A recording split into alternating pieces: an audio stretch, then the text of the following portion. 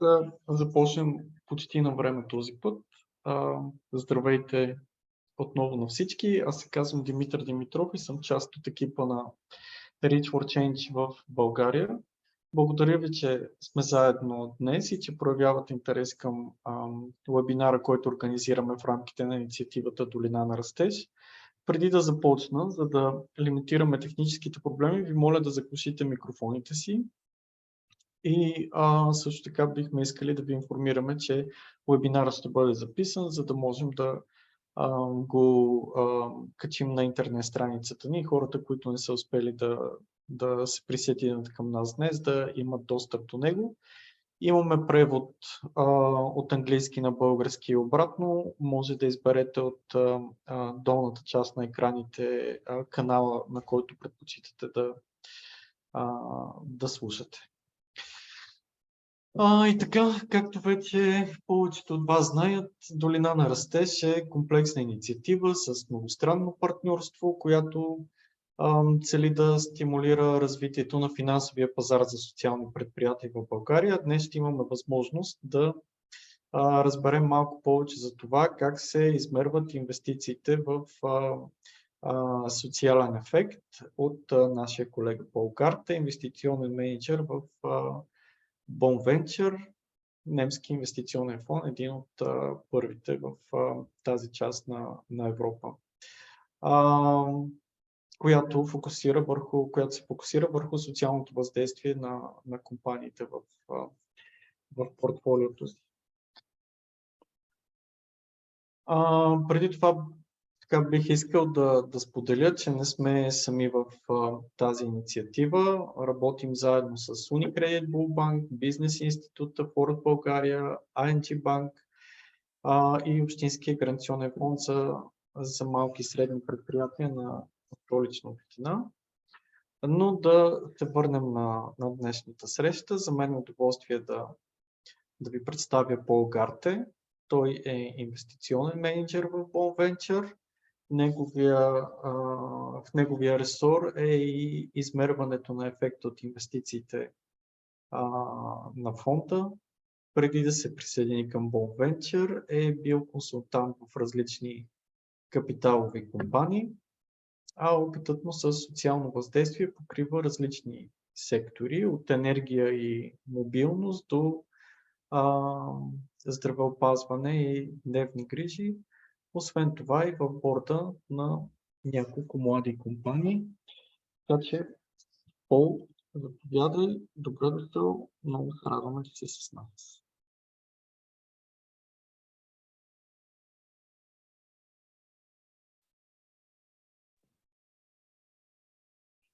Thank you, Dimitar, for the welcoming words. I'm happy to be here.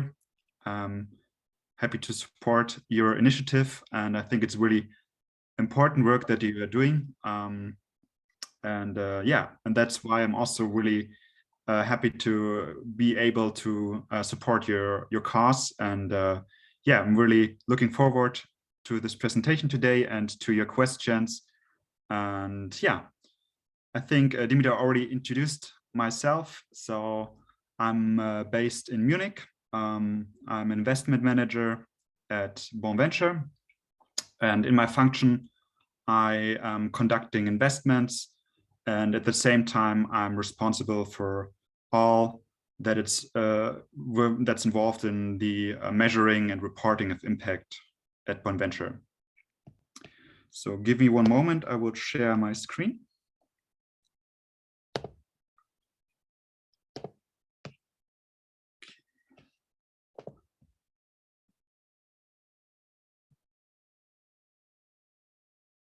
There was the full screen. Here it is. Okay.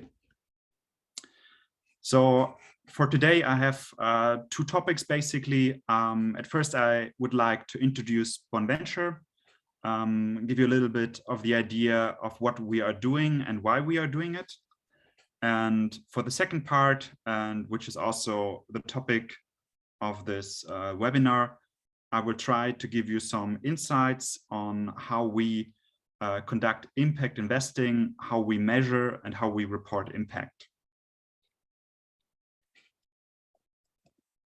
So why is there impact investing, why is there bond venture?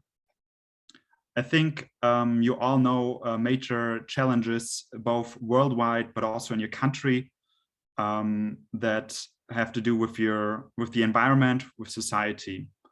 We all know the challenges involved around climate change, pollution of our water, of our soil. But we all know social challenges as well. They might differ from country to country. In some countries, such as Germany, we have an aging society, more and more old people and less young people who are able to care for them. In other countries, you have major issues with unemployment, especially for young people who are not able to find jobs. We have issues with our health system, lack of digitization in our institutions. And yeah, there are many fields where we face major challenges now and in the future. And bond venture was born from the idea to address these challenges with entrepreneurial tools. So that's basically our vision. We think that entrepreneurship can be a tool to address the challenges of our time with innovation, with entrepreneurial mindset, and yeah, with the ability to think outside of the box.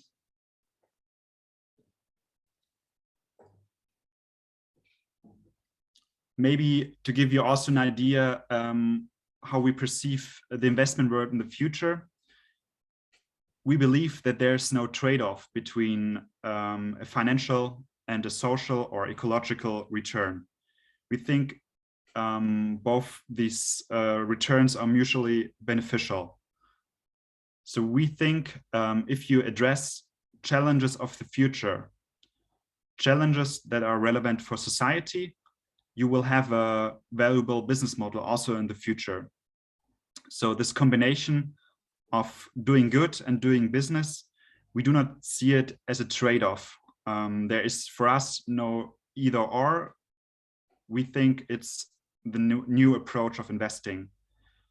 There's a new, I would say, mantra, which evolved, I think, in the past 2 or 3 years, deducted from the classical venture capital approach, where you have the concept of risk return or optimizing risk and return. And the new idea is to combine it with impact. So the new mantra in the venture capital world that we also see as the future is now risk return impact.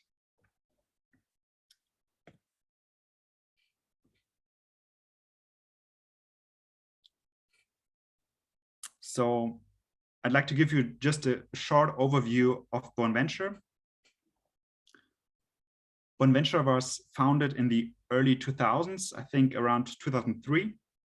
It was back then the first social venture capital fund in Germany and one of the first in Europe. Since then, we have raised about 4 funds. Starting with a small pilot fund with a really small volume of about 5 million euro. And this fund actually is the first fund that is completely divested, meaning it's completely invested and divested. So with this fund, you can say it was the first proof of concept for an impact fund. And of course, this takes some time. Normally, you invest 5 years and you have the divesting period of another 5 years or even longer. So doing a proof of concept and impact investing takes some time. And this is what bond venture achieved in the past years. Yeah, and since then, we were quite successful in raising new funds. We've done over 50 investments so far. We are the first and only fund in Germany to have the OISEF regulation or OISEF registration. OISEF stands for European Social Entrepreneurship Fund.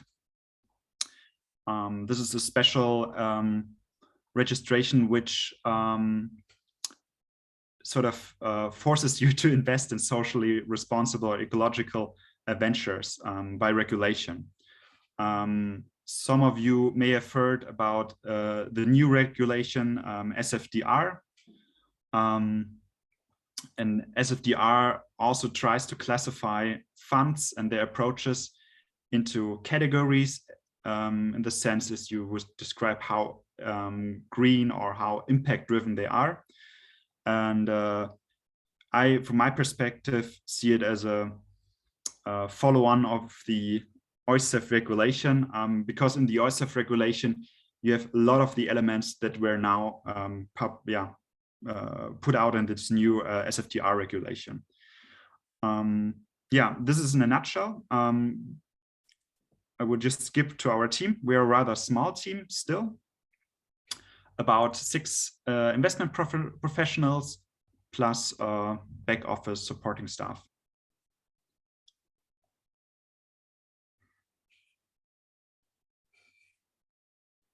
So now I just give you a brief overview of how we invest. I mentioned earlier, OneVenture wants to use tools of venture capital to invest in impact startups. What does it mean? We look for innovative startups that do scale. That means they can grow regionally, internationally.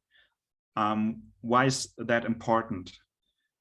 We believe that you can only create impact, or not only, but if you have impact, it's important to scale it, not to stay small, but to have it on a large scale. So that's why we believe in this concept of venture capital, because it fosters ventures to grow on a bigger scale. In that sense, we are quite similar to traditional venture capital funds. Now, what differentiates us? So what differentiates us is the social impact. We only invest if there's a measurable social impact within the business model of the venture. So the core of the venture, the core of the business needs to address an ecological or social cause. That's one of our main criteria when we look at businesses. And on the other hand, the founders are also very important to us. We want to be sure that they are driven by this mission to do something better with their venture. In the following, I would like to give you some examples of ventures so that you get an idea of the types of startups that we invested in.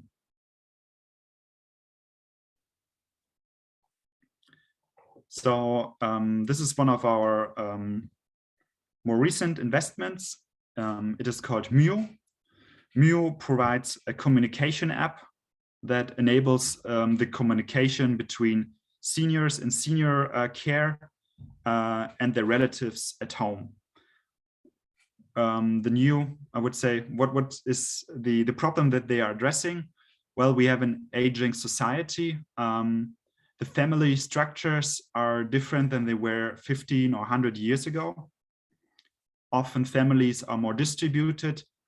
So this lack of cohesion basically creates structures where elderly people are often alone. They have less contact to their relatives, and this is one problem. And on the other hand, you have the caregivers who care in these facilities for elderly people, who are often overwhelmed by a lot of tasks they have to do and a lack of funding. But these are the only persons who are able to enable a communication in many cases between the elderly people and their relatives. And this is basically where this app is trying to connect and trying to create impact by enabling an organized way, structured way of communication between family members. Another example, now we are more on the ecological side, is kaputt.de. Kaputt.de means basically broken, something is broken. Kaputt.de offers a platform where you can find tools and parts for broken electronic devices, mainly smartphones, smartwatches, can be also game controllers. So different kind of electrical devices that are still functioning, but they have a broken display, broken microphone, and yeah, they enable you, empower you to repair your own phone, or if you are not able to, they will send you to the next repairman shop. And just to make, just to give you the idea of the impact, well, the issue is that people often do not repair their phone. In many cases, they, especially in Germany, or in not only Germany, but in many countries where you have where it's part of a contract, people prefer to buy a phone, use their phone only for 1 or 2 years until the next get a new contract. So it's a really not responsible way of using your smartphone, your raw materials that are in your smartphone. And the basic impact idea behind this company is to extend the lifetime of your devices.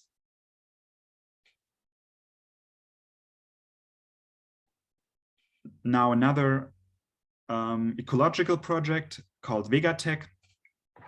Vegatech is basically supplying homeowners with the tools to become, or to build their own power plant, so to say. So they provide the tools for energy production and storage for your home. And by that, they help the expansion of decentralized energy production, especially with renewable energy. I think that's the second element that they contribute to. So this way, you can enable a decentralized energy production, and a decentralized energy production that's at the same time from renewable energy sources. And the impact idea behind this, obviously, is to reduce greenhouse emissions that are coming from the use of non-renewable sources such as gas or oil, which are oftentimes used to create heat or electricity.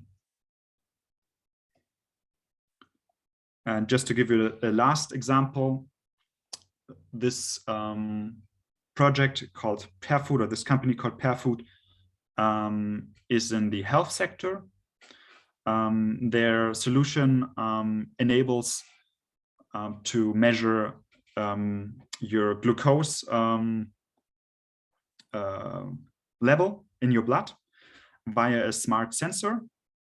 And the idea is to enable people to live healthier, basically, and to treat chronic diseases. Everybody has a different, everybody reacts different to the environment, to food. And the idea is to have a personalized treatment for people with chronic diseases when it comes especially to their daily habits, to their to the way they eat. This app sort of enables them to learn more about their health and their consuming behavior.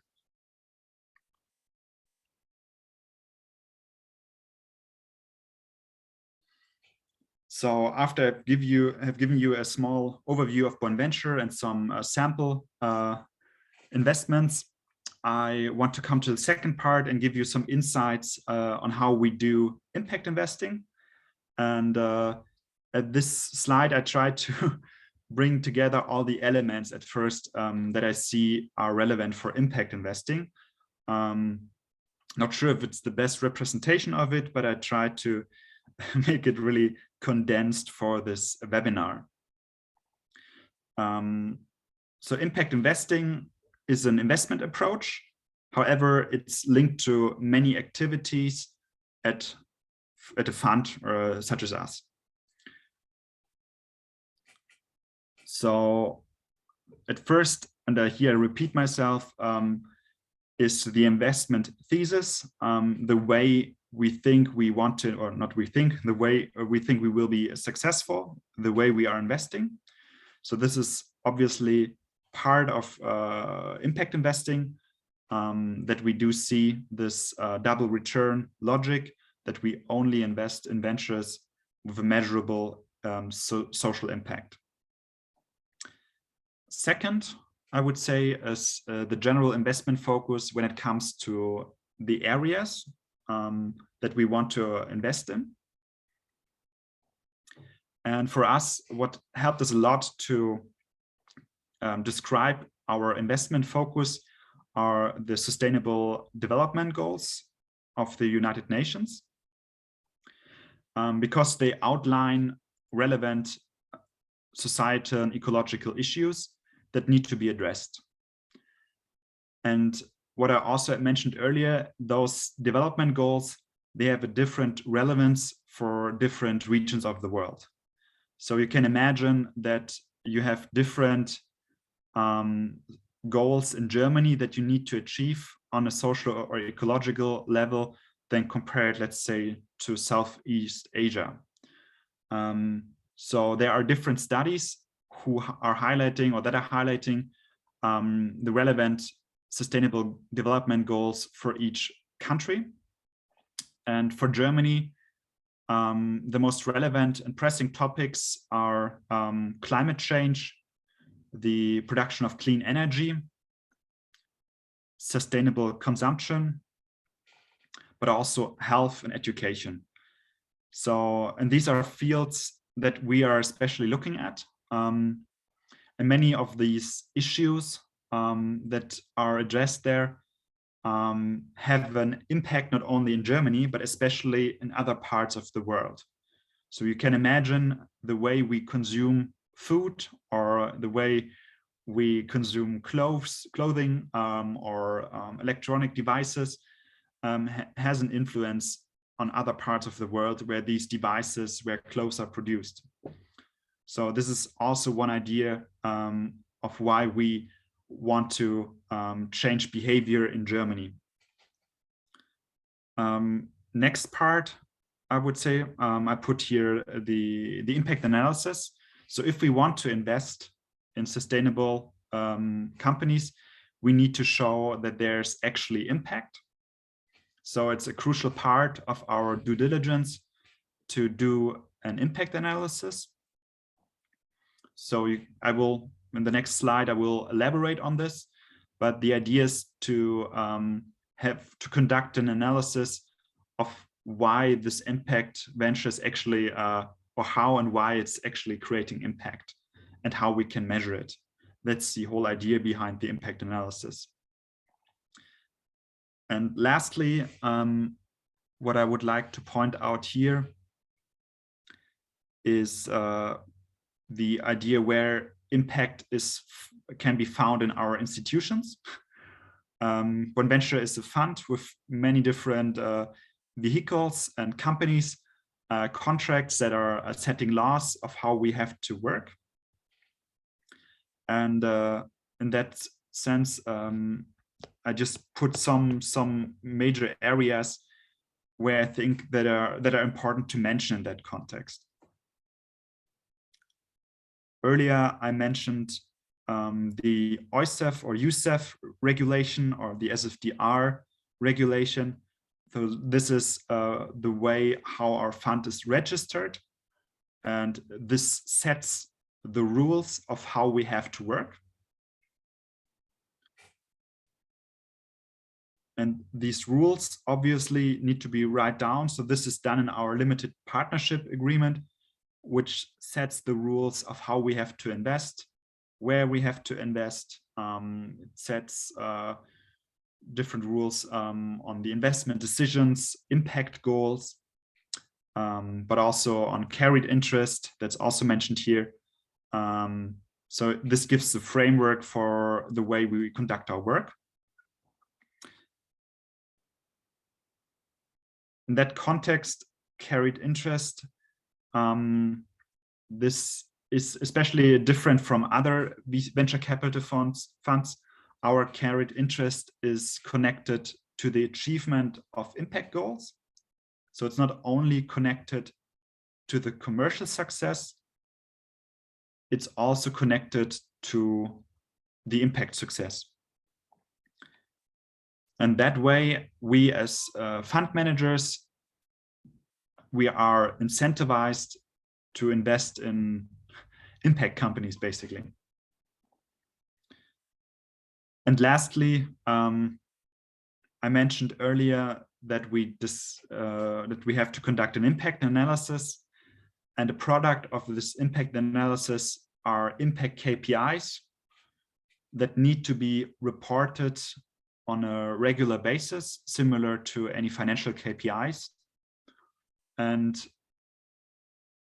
with this also comes an impact audit. However, this is something I believe where we probably the first ones in Germany or Europe who are conducting an impact auditor. So you have an auditing company who's actually also checking our impact values, how they were derived, and if they are actually in line with the requirements set out in our LPA.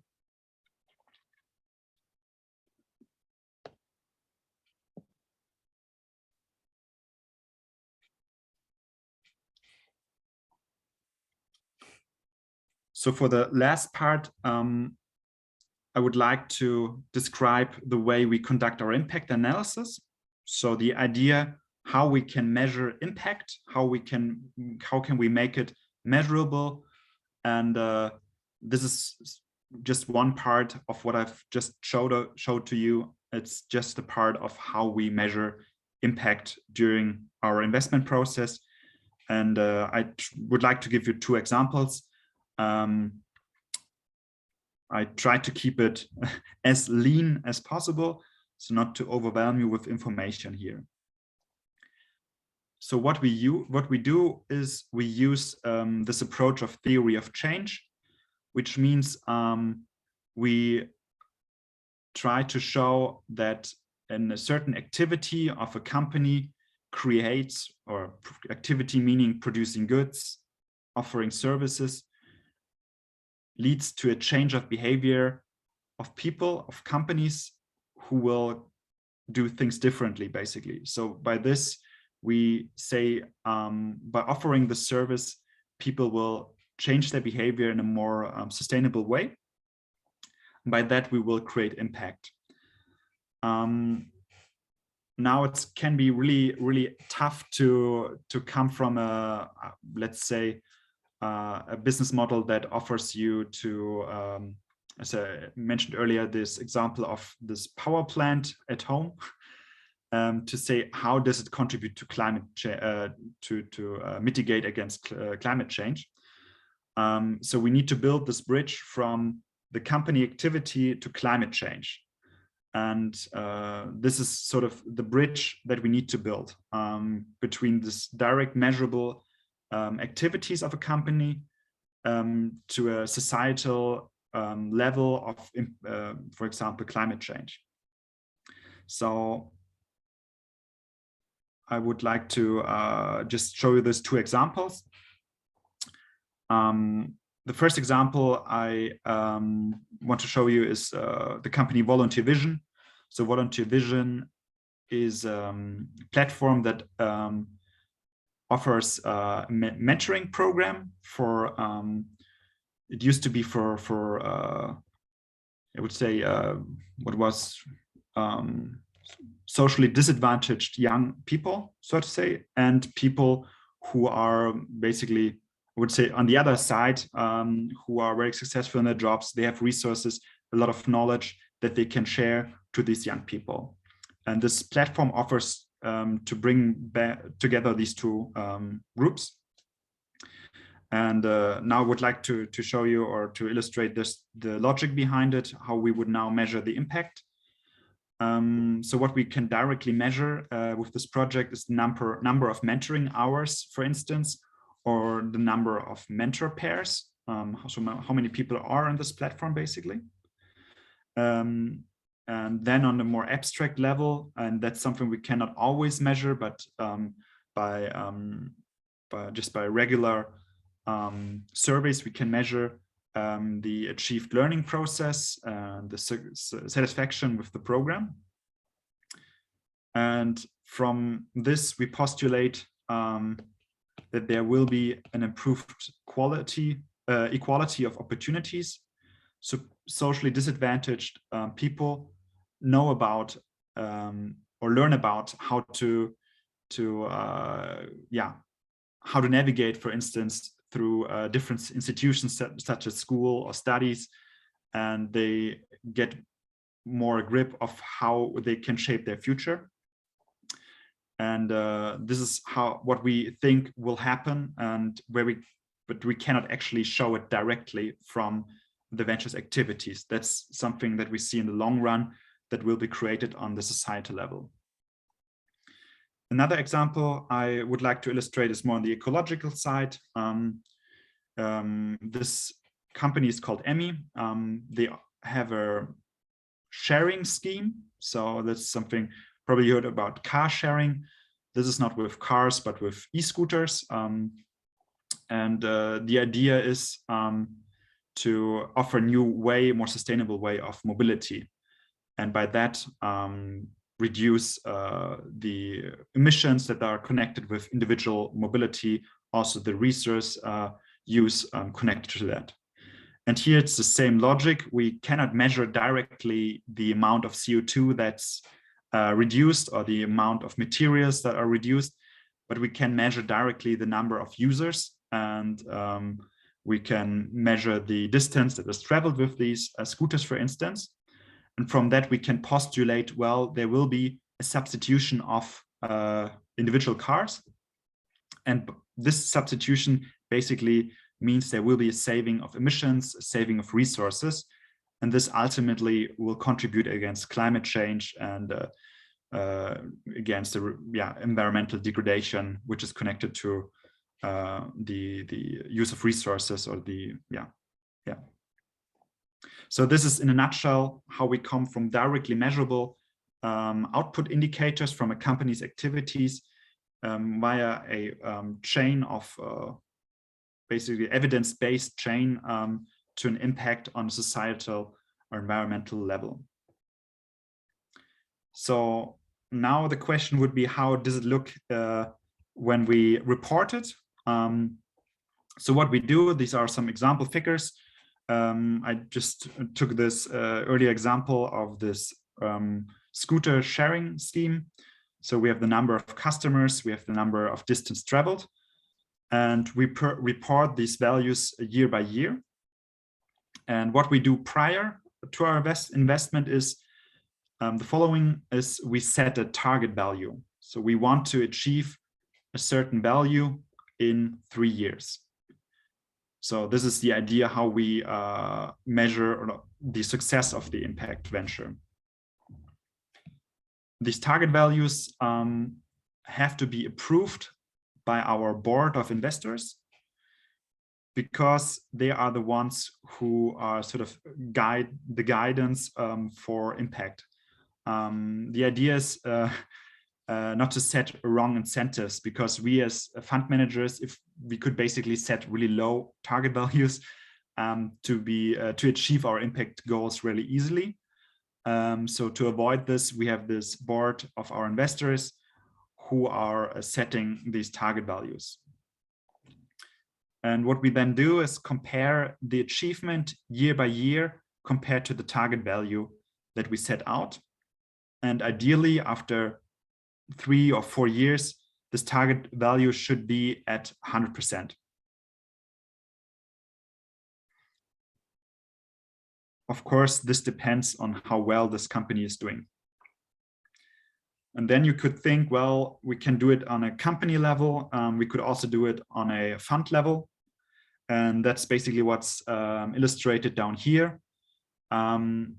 this is also just an example. We have now 4 companies here, different investment amounts, and of course also different investment dates. So this was in the first fund year.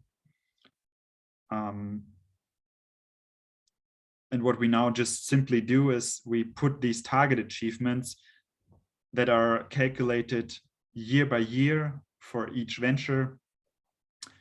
And we just calculate with the weight of their investment sites an overall target achievement.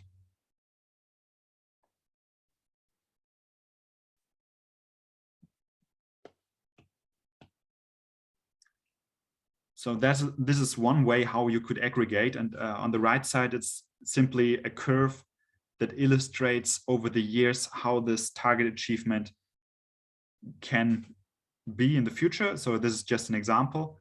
And as I said, for a venture, it should be after 3 or 4 years achieved if everything goes well.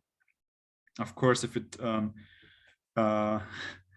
this venture is not successful, there will be no further impact. But on average, we have the goal of achieving 100% impact achievement during this fund period. And I think this is a very clever way to get around aggregating different types of impact. So you remember we had the number of mentoring pairs, or let's say the number of caregivers, and this compared to, I don't know, number of electronic scooters. So these numbers do not really add up on an impact level. So this way we can work around and still aggregate our impact achievement on a fund level. So lastly, I think we are a little bit over time. I think this just shows that we are active on many different platforms, think tanks. We try to also do a lot of publications to promote the way we are investing. So as in pioneer and impact investing, for us, it's very important to have transparency of impact measurement and reporting. So this is one of our main goals as well. So yeah, that's why we are involved in many different activities that are not only our core business. So yeah, I thank you very much for your attention, and I'm really looking forward to your questions. And yeah, by that I'm closing my short presentation. Много ти благодаря, беше много интересно. Със сигурност има неща, които и аз и колегите, които са с нас, бихме искали да разберем повече. Може да задавате въпроси както в чата, така и с вдигане на ръка, ако някой иска да се включи директно. Вече имаме 2 въпроса в чата и мисля, че можем да започнем с тях. Те са от нашата колега Мартина Григорова от Искате. Първият въпрос е: каква е дефиницията за социално предприятие според немското законодателство? И вторият въпрос е: с какво финансиране работите, какво финансиране използвате? Дали са частни инвеститори, европейски програми или нещо друго? Yeah, thank you for these questions. In Germany, there is one form of social enterprise, which is called, I'm lacking the English translation. So we have, if you're familiar with the German market, one of the common forms is called GmbH. And what they have is another form where you just put the G in front, which stands for socially responsible company, so to say. This is one type of social enterprise legislation form. The issue with that is that they are not investable. They are not allowed to have profits beyond a certain amount, and also you are limited. You are not able to invest in equity in these companies because they are only serving a social cause. So you have to become very creative if you want to work with these social enterprise forms in Germany. Usually you use a hybrid constellation with a commercial and a socially company. And one is, so to say, let's say, for instance, you are in the sector of caregiving for children. The company where all the caregivers are employed and where all the money from the, basically from the federal state goes into for this caregiving. This is a socially responsible company.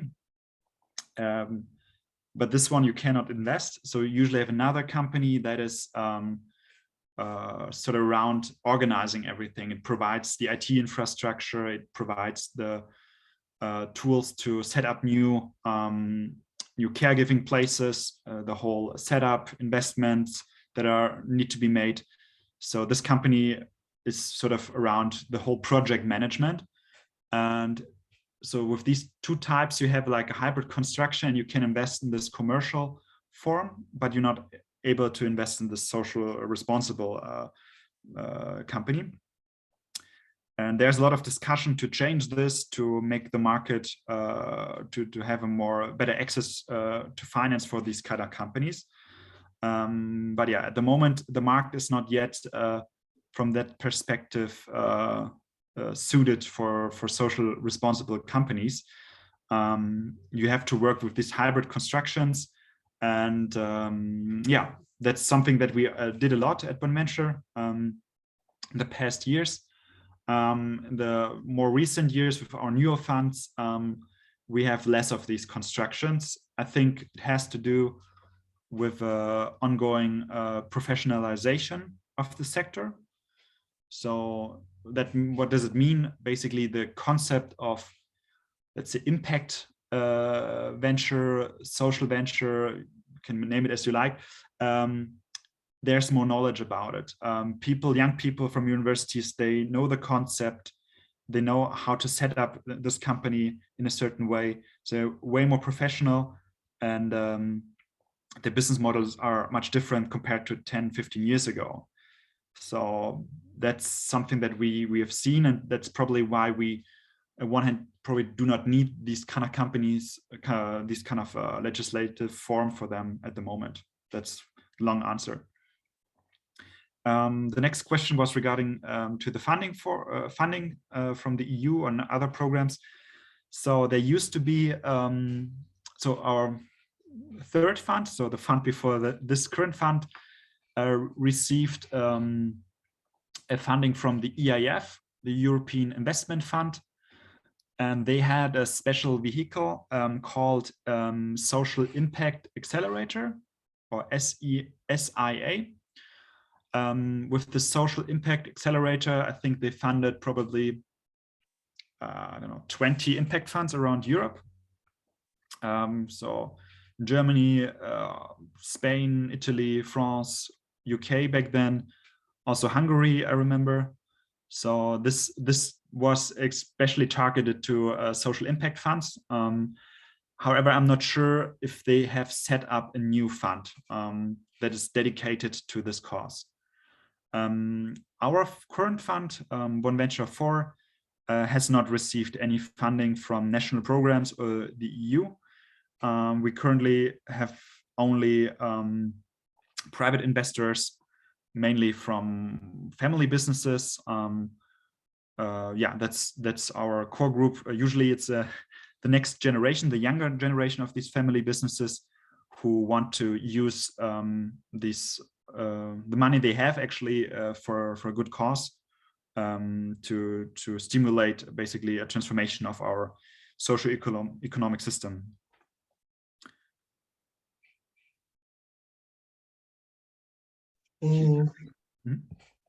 Благодаря ти за това, което разказа. В България, тази част на Европа, в източна Европа, такъв тип фондове, които са отворени за инвестиции в социален ефект, все още не са широко разпространени, да не кажа, че изобщо няма, или ако съществуват са сравнително малки. Ти имаш опит в голям пазар, работил си с големи компании. Какво трябва да се случи, за да се развива по-бързо и по-ефективно пазара на социалното инвестиране при нас?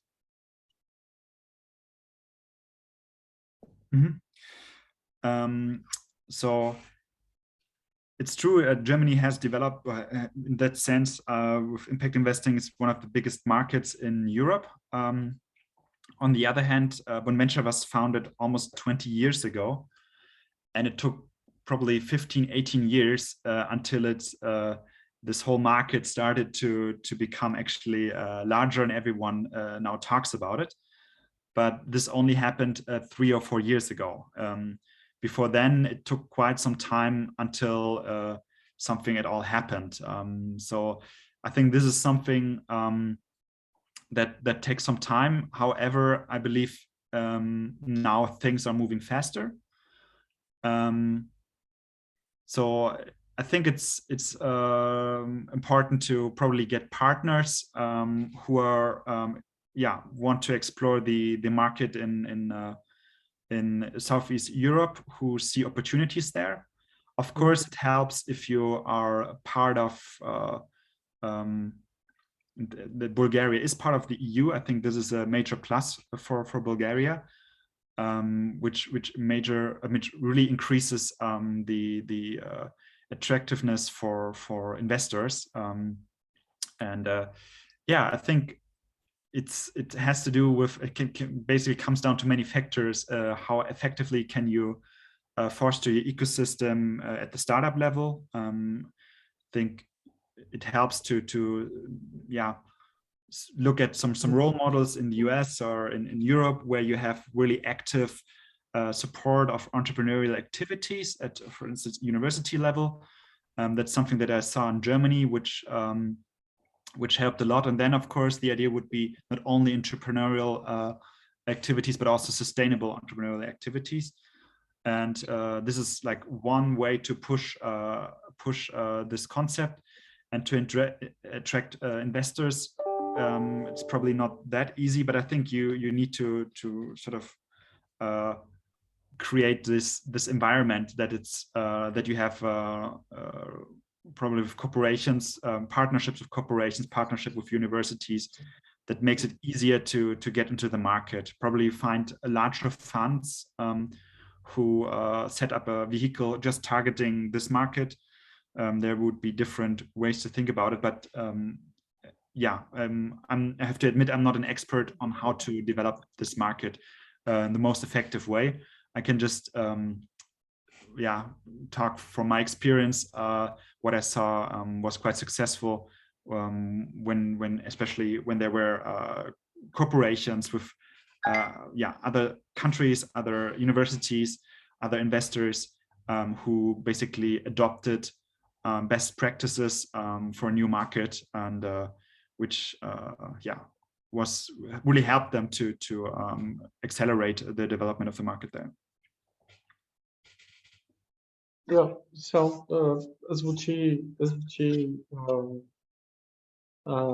Звучи релевантно. Имаме въпрос в чата. Какви са условията за успешно социално предприемачество по отношение на социалната инфраструктура и законодателната рамка? От твоя опит.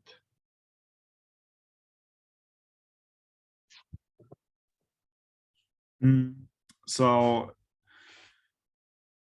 for us,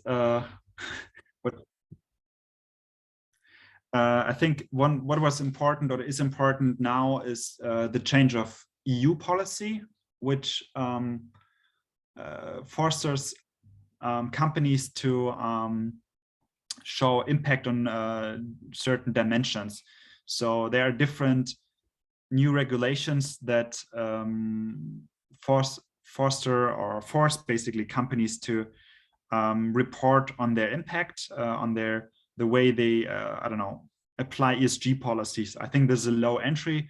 It's not impact investing, but it sort of starts with the idea that you have to show if you consider certain risks related to ecological and social or even governance related risks at the company level. So this, I think, is a first stimulus for the market.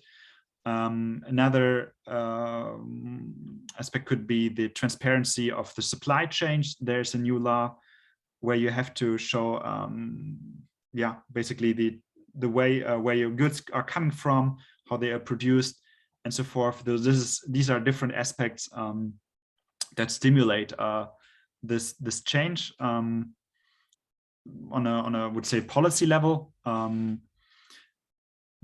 I would not only say that there's policy as driver. I believe there are also investors as drivers, who, especially larger investors, who do not invest in companies anymore, who cannot show the negative or who cannot show how they mitigate risks related to environmental and social related causes. So this is something that is more related to the demand side from investors, that companies are actually forced to be more sustainable. And the third aspect could be also or I see it as within the consumers, they take more into consideration what they are actually consuming, how it's produced, where it's from. So this is another driver who I hope facilitates this transformation. Of course, you can say now in this we kind of are heading towards the economic downturn, or maybe not.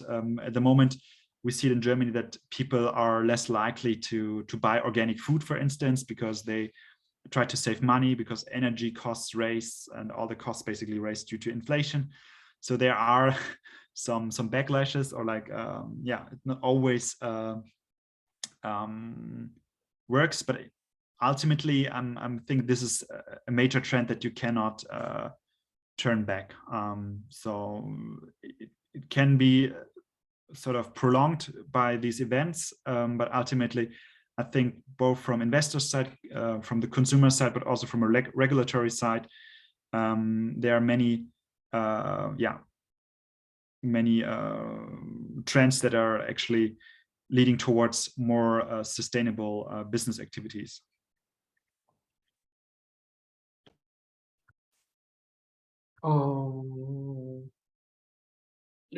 Аз имам още въпроси, но преди това, ако някой от колегите в чата иска да се включи, нека да даде знак. Добре. Ти работиш от доста време с инвестирането в социален ефект. Вероятно общуваш и с инвеститори, и с социални предприемачи. Вероятно така си участвал и в вземането на решения за подкрепа на социални предприятия. Какви са грешките, които социалните предприятия най-често допускат, когато търсят инвеститори и се опитват да привлекат инвеститори?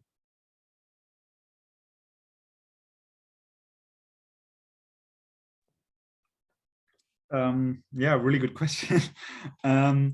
So I think the type of social entrepreneurs or impact entrepreneurs, it has changed from what we have seen in the early years of Bonventure. So really in the beginnings, we had social entrepreneurs coming from the social sector, who were teachers, doctors, who wanted to do a business now and in their field, and there you had a lot of lack of, would say, proficiency in the sense that they were not really good in creating a business plan, doing sales. This really wasn't their strength. This has changed. So in my opinion, the mindset of social or impact entrepreneurs nowadays is much more entrepreneurial, but still there are some difficulties that they are facing, which are, in my opinion, quite similar to those who are not in the impact sector. And one of which I think is the focus on basically sales, as always. How can you create a valuable revenue stream with your model? So many people are really convinced by their product. They know how good it is, especially if they are also deeply connected to their mission. But they struggle then to commercialize it. And I think this is for impact ventures not even more important, but the same way as for a conventional venture, because only then you can really reach a lot of people. I think this is a logic that is really important for impact entrepreneurs, to look for a way how they can reach as many people as possible, and not only to make the product or the service that they offer as perfect as possible, rather go for a solution that might be not as perfect, but you reach a lot of people. I think this is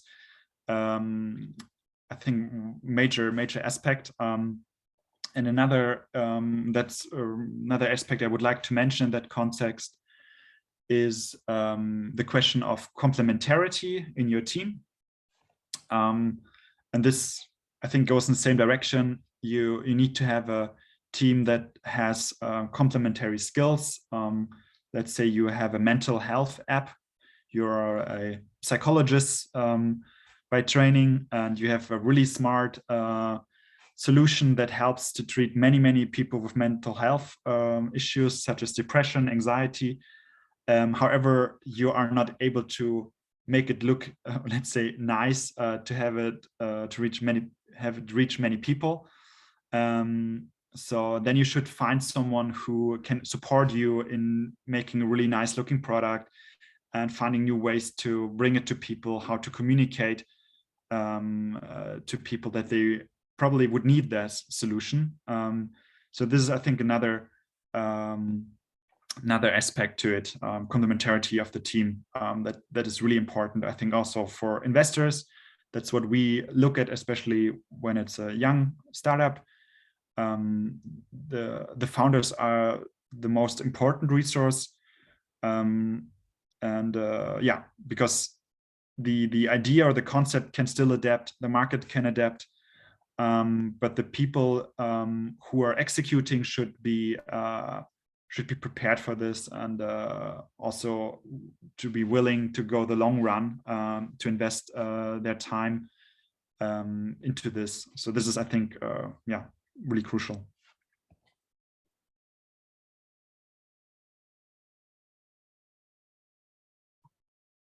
Благодаря ти за това.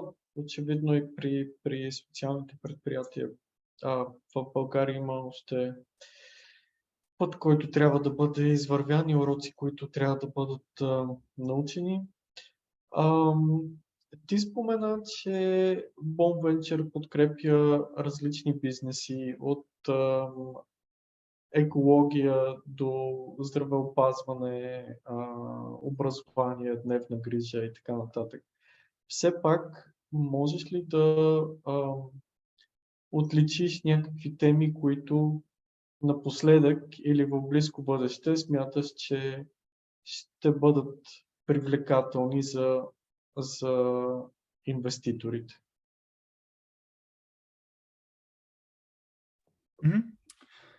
Of course. So I think at the moment, especially due to the energy crisis, all energy-related topics are really high in demand. So we see a lot of funding in this area. So solutions that are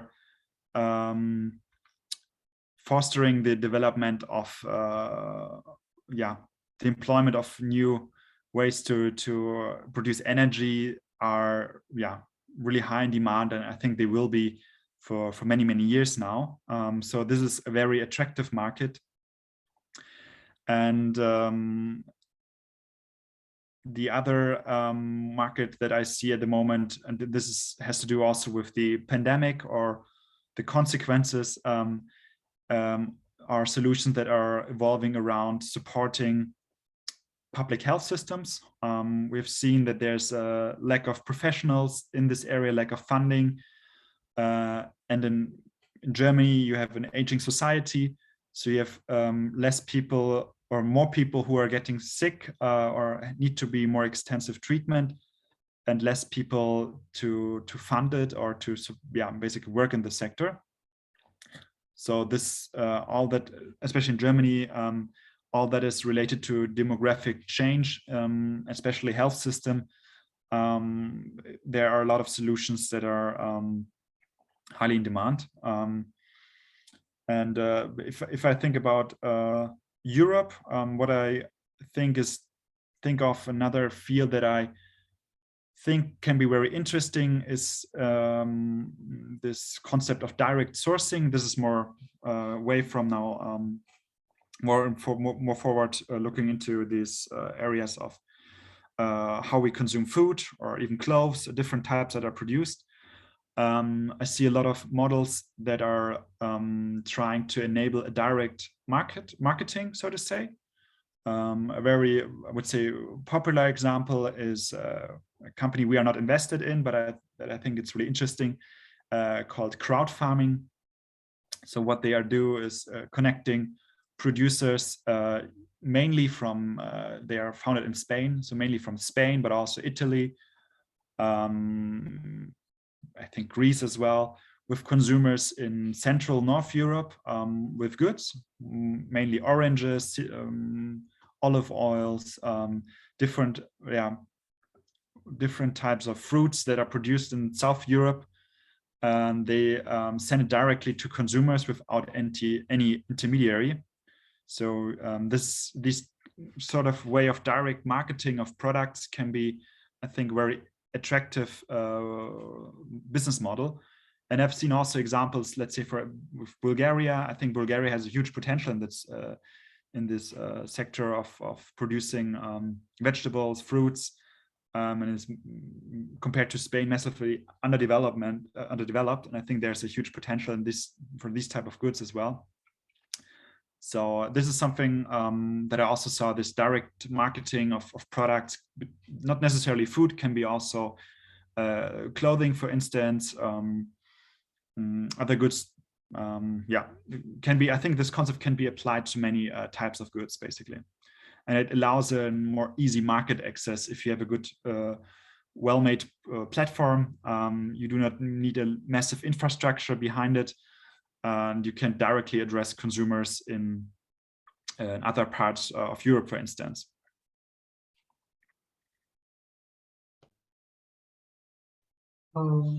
Добре, благодаря ти. Всъщност, Bon Venture какъв географски аспект покрива? Само в Германия ли работи или и на други места? So with our current fund, we are mainly looking at Germany, Austria, and Switzerland, so the German-speaking countries. Sometimes we also look at companies from outside of Germany, but due to our investment focus, we need to have a impact link or a commercial link to Germany. So this is sort of on a requirement. That's the short answer. In general, we are open to investments that are not based in Germany, but we need to have a strong link to Germany. That's in a nutshell our focus. Да. Колко са компаниите, с които работите, в които сте инвестирали в момента? Колко са активните инвестиции в момента?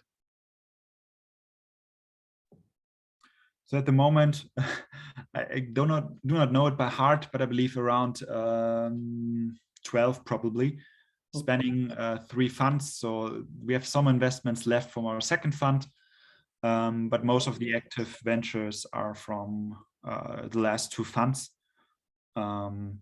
Yeah, in fact, maybe in that context, we are not only supporting these companies with money.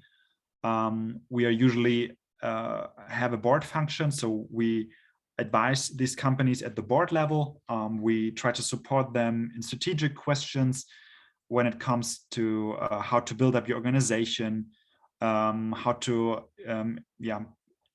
introduce new organizational structures, when it comes to hiring of key personnel, of new managers, when it comes to major strategic decisions as to, let's say, how to or where to expand next. But also we support our startups for new funding rounds, because oftentimes they need more funding, and we also help them finding new investors. And maybe another aspect is also the support in, let's say, sales. We try to introduce them to larger corporates that we know, where we see there could be beneficial cooperation possible. So you could think about this activities in a wider area where we can support them. I have one last question myself, and then I see a question in the chat which not sums up, but sounds like a good questions to sum up the meeting today. And beyond the financial investment, I mean, what I started in English, but I guess people can use Bulgarian interpretation. Beyond financial investment, the type of investment that you do, is it a financial investment, or is it something more that you provide with the funding beyond the financial part? So the major part, I would say, is the financial part, that we invest in equity. So we do basically buy shares of the company, and then we are shareholder of the company, minority shareholder of the company, with certain rights associated to these shares. This is like the financial support that we give.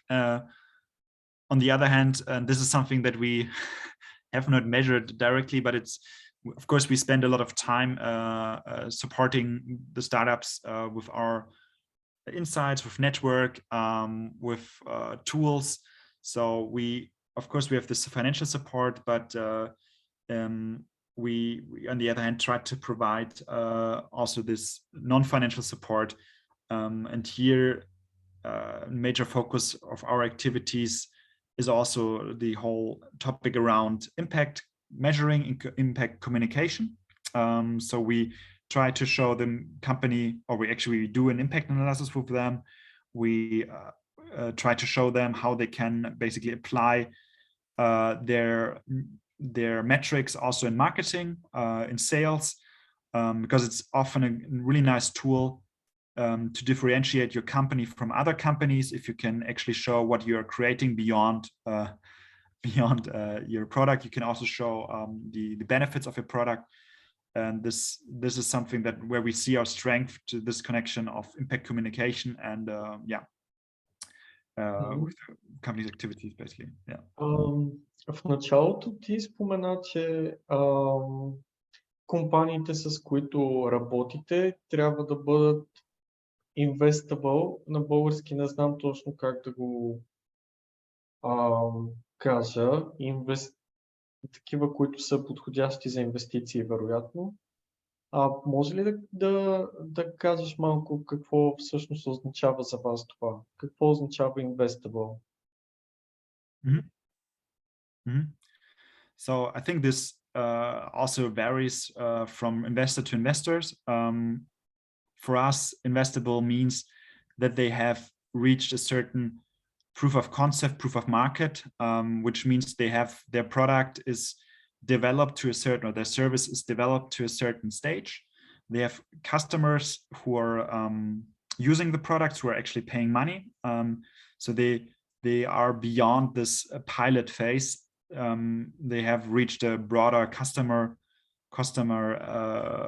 base. Probably they have also already set up a broader team structure. So they have done some let's say homework to be able to go into the next stage of scaling, so to say. So that's basically how we interpret investability for us. But I know there are investors who invest much earlier when there are no revenues at all. There's just a like pilot product, an idea. So I think in that context, you just have to find the right investor for your stage. And yeah, in that, I think what issue at this stage is the lack of early stage funding, especially in this pilot stage, where you have to find investors who give you money in a really, really early stage. This can really be a trouble, and usually you need to find business angels or state programs who provide you with grants or small loans. So this is probably the most difficult phase. But yeah, that's the same in Germany, but I think probably a bit better than in Bulgaria, but it's still not so easy to raise the financial resources at this stage. Mm-hmm. Всъщност, има ли значение за вас какъв е оборота на компанията, в която инвестирате? Какъв е всъщност, какви са финансовите обороти на компаниите, с които работите? Yeah, usually we look at companies that have ideally a type of revenue that's reoccurring. So it's not a one-time revenue that was created by one project. The idea behind this is that we want to ensure that it was not the only project and there won't be any further project in the future. So in that context, we prefer revenues that are from contracts who maybe signed for 1 to 3-5 years, and that would be ideal. So in that sense, it has not only to do with the total amount of revenues, but also with the type of revenue. So it can be, I would say, in euro amount, probably a low 5-digit amount of revenues, but it can be also revenues that already are beyond 1 million euro. So it's really a wide area where we would invest. Of course, the more revenue you have, the more certainty for us. That's one way to look at it. On the other hand, we also look at the type of revenue, if it's like just a one-time or a reoccurring revenue. Това е интересно, нали, нашия пазар едва ли може да се сравни с немския. При нас социалните предприятия, чието оборот е с 5-цифрена сума, са много малко. Единици са тези, които оборота им е с 6 цифри. Обикновено в България завършваме такива разговори като днешния с какви са вашите бъдещи планове, но за да не го задам така въпроса, да е малко по-интересен, всъщност ще използваме въпроса от чата, който е какви са големите предизвикателства пред Impact Investing пазара и виждате ли какви са според вас, според теб, бъдещите тенденции? So challenges, I think, arise from the new types of investors joining the market, basically. The market used to be driven mainly by, I would say, these early early impact investors that are there for many years already, and now more, I would say, investors from with a, let's say, more conventional investment background are joining the market, and this leads to, in some cases, to a type of greenwashing, impact washing in the investment approach. So this is a challenge, because many investment products are now labeled as impact investments, but if you look at their methodology behind, they have a completely different understanding of impact investing. So this can be a major challenge, because then capital is not actually allocated in what I would consider as impact investings, but more in business as usual investments labeled as impact investments. So there you do not have really a major transformative lever.